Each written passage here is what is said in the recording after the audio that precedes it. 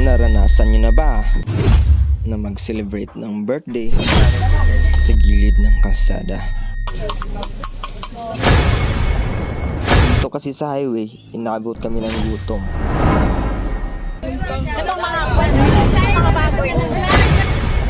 Kaya nag-stop over muna kami para kumain.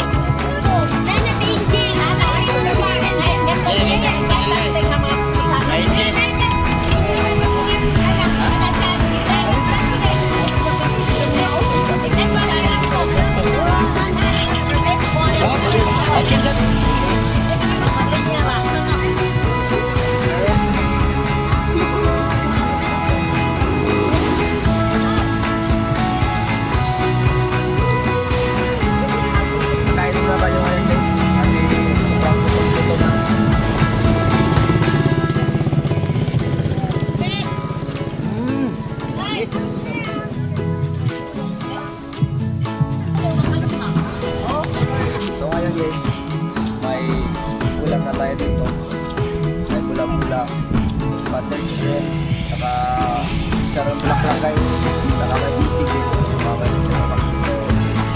Kaya na tayo guys.